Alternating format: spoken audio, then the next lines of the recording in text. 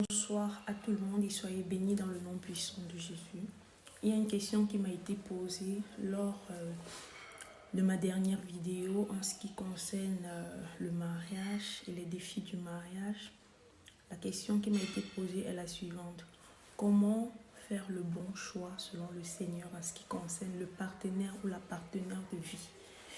Alors, par la grâce de Dieu et par l'intelligence que le Saint-Esprit va mettre à ma disposition, je vais essayer de vous guider dans cette vidéo comment, par le Saint-Esprit, trouver le ou la bonne partenaire pour le mariage. Alors, il faudrait savoir une chose. Le problème que plusieurs personnes rencontrent, c'est parce qu'ils s'engagent dans des relations que Dieu n'est pas. Mais c'est lorsqu'il y a un problème qu'ils aillent consulter Dieu. C'est une erreur monumentale. Lorsque tu es un jeune homme ou une jeune femme qui aspire au mariage et qui recherche sa quote-part, il est indispensable, à défaut d'aller d'abord dans la rue pour accoster des jeunes hommes ou des jeunes filles, consulter d'abord Dieu. Dis Seigneur, voilà, je suis fatiguée des jeux, je veux vraiment que tu me guides vers ma côte.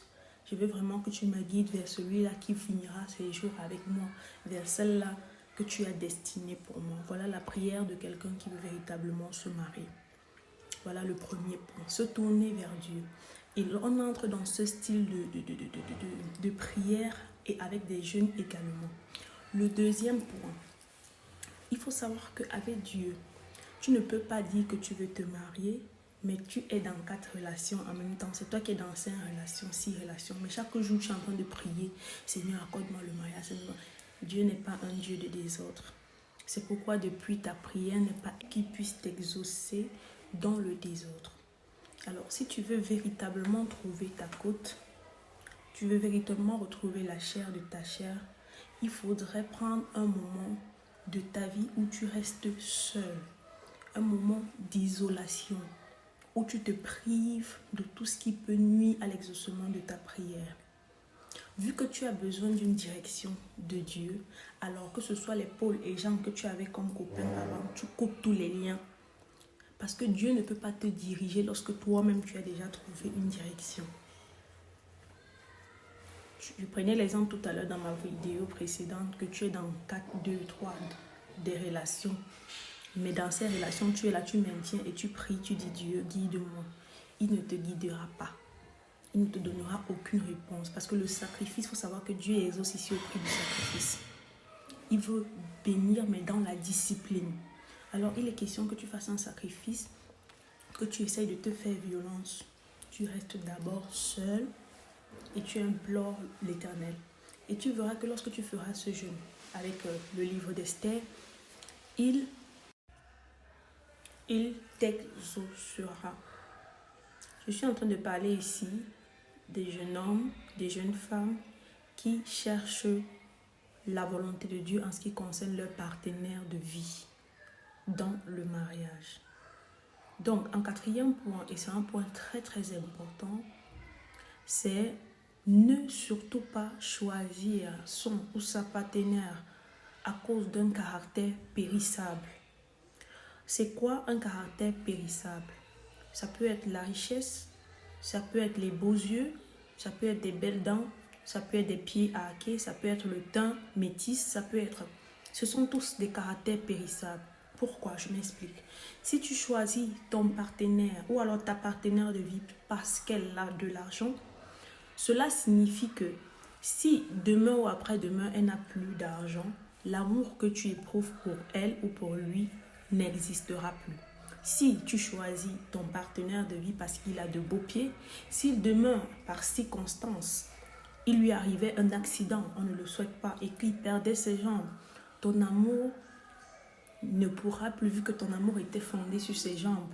De même, si tu as choisi ta partenaire de vie à cause de son teint, par exemple, si il arrivait, je ne sais pas moi, un incident et qu'elle perdait la clarté de son teint, alors ton amour pour elle va périr. Alors là, il ne s'agit pas d'un partenaire de vie. Choisir un partenaire de vie, c'est avoir vu au-delà de l'aspect périssable. Non pas que l'aspect périssable soit négligeable, non, je dis avoir vu en cette personne quelque chose de ce que les autres n'ont pas pu voir en cette personne. Donc, avoir vu en cette personne des choses un peu plus loin. Voilà donc ce qui prête beaucoup à confusion aujourd'hui dans le choix du partenaire. Et vous allez vous rendre compte beaucoup, leurs partenaires sont tout près d'eux. Du moins, leurs partenaires, selon la volonté de Dieu, sont tout près d'eux, mais eux, leurs yeux sont plus loin. Tout simplement à cause de la convoitise. Dieu a mis ta provision à côté de toi, mais toi, tu regardes à l'aspect périssable, tu regardes au garçon qui a les pieds raqués, tu regardes du moins à l'argent, tu regardes à ceci, mais tu ne sais pas quel est l'avenir de la jeune dame ou du jeune garçon qui est actuellement que tu méprises. Et c'est lui qui peut être ta quote-part. Le problème, c'est le produit fini. Il faut avoir, lorsque tu veux épouser un homme ou une femme, il faut que tu puisses avoir la vision. La vision se lit lorsqu'on n'est pas voilé par l'aspect périssable. Ceux qui ont les oreilles vont m'entendre. Donc, c'est à bannir. C'est à bannir. S'attarder là sur l'aspect périssable pour quelqu'un qui veut vraiment chercher sa côte, c'est à bannir. Il ne retrouvera jamais sa côte. Il enchaînera des erreurs dans les foyers. Il divorcera à tort et à travers. C'est très important. La dernière fois, lorsqu'on parlait de la vidéo, à savoir les difficultés dans le mariage, on a donné plusieurs conduites à tenir pour quelqu'un qui veut entrer dans un foyer. Mais là, on va plus revenir là-dessus parce qu'ici, nous sommes en train de parler comment reconnaître le choix du partenaire de vie selon le Seigneur. Car le Seigneur ne peut pas nous donner ce qui n'est pas bien pour nous. Ça ne viendra pas forcément dans l'enveloppe que nous souhaitons pour la plupart du cas, mais il sait que c'est ce qui est bien pour nous. J'espère que la vidéo s'y édifiera plus d'un. S'il y a d'autres questions, n'hésitez pas à poser autant pour moi. Je serai toujours là chaque semaine pour vous donner une vidéo d'édification. En cinquième plan, je veux parler ici des personnes qui sont déjà dans des relations, mais qui ne sont pas sûres si ces relations finiront par le mariage, mais qui, elles, aimeraient vraiment que ça aille au mariage, mais elles ne sont pas sûres vu que le partenaire ou la partenaire ne fait pas de proposition. Alors, si tu veux véritablement savoir si tu es à ta place ou pas, il est très important, comme j'ai dit, de faire ce jeûne d'Esther. Je vous assure que c'est un jeûne que j'ai déjà donné à plus d'une et ça a fonctionné terriblement.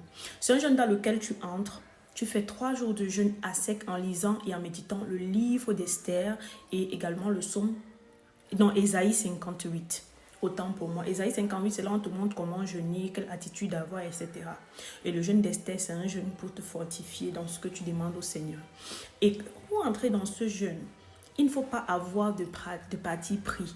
Ça veut dire que tu dois être prête à accepter la réponse que Dieu va te donner. Si Dieu va te montrer clairement que non, il faut arrêter la relation, que ça ne te mènera à rien, sois assez vrai avec toi-même et arrête. Mais s'il te montre, parce qu'il va te montrer, si tu en dis d'une manière sincère, que ça va continuer, alors quelles qu'en soient les difficultés, que ça va mener au mariage, autant pour moi, quelles qu'en soient les difficultés, accroche-toi, la volonté de Dieu s'accomplira.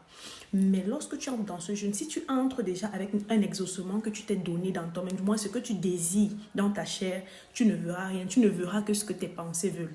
Et tu vois que tu seras toujours dans la confusion. Mais dans ce jeûne, tu dois entrer d'une façon décisive. Ça passe ou ça casse, Seigneur. Si c'est ma part, je reste. Si c'est pas ma part, je pars. Alors là, tu sauras véritablement si c'est ta place ou pas. C'est très clair. Et si ça arrive que ce n'est pas ta place, dépose les voiles parce que tu perdras ton temps. Mais si c'est ta place, persévère, continue à prier, recommande ton couple jusqu'à ce que le mariage arrive. Alors voilà tout ce que je pouvais dire. Soyez véritablement bénis. En 6e point, lorsque tu demandes à Dieu, Seigneur, accorde-moi la côte de ma côte, la chair de ma chair pour le mariage. La question que tu dois te poser à toi-même, c'est quelle est ma motivation? Pourquoi je veux me marier? Il faudrait savoir ici que Dieu exauce aussi à cause de la motivation. Généralement, il y a des gens qui ne sont pas exaucés à cause des motivations qui ne sont pas pures. J'appelle quoi motivation pas pure? Comme par exemple, je veux me marier parce que ma camarade s'est mariée. Par des motivations pas pures. Je veux me marier parce que l'âge avance. Ce sont des motivations pas pures dans le sens où ton regard est plus porté sur ce que la société pense de toi et non sur ce que Dieu pense de toi. change désormais d'abord ta motivation. Qu'est-ce qui te pousse à prier, à demander cela à Dieu?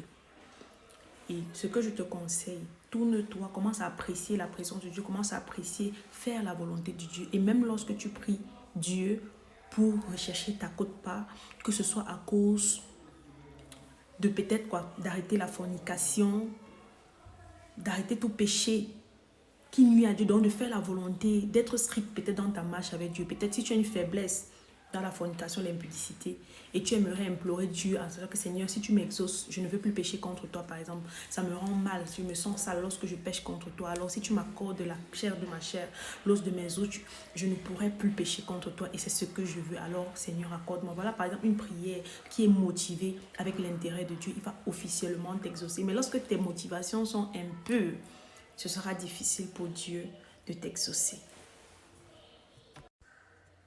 Oui, en ce qui concerne le relationnel, selon la parole de Dieu, parce que je vous ai dit, je ne suis pas déjà mieux placée, mieux indiquée pour donner un conseil à qui que ce soit, mais c'est par la grâce de Dieu, par la méditation de la parole que nous sommes instruits et que par le Saint-Esprit, nous pouvons nous placer devant vous et aisément dire ce qui est.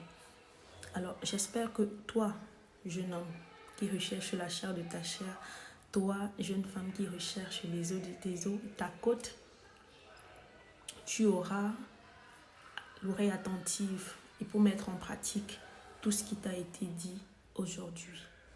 Bien que ce ne soit pas facile, mais c'est ce qu'il y a lieu de faire pour ne pas se tromper dans le choix. Alors sur ce, soyez abondamment bénis, que votre semaine soit remplie de grâce. Shalom.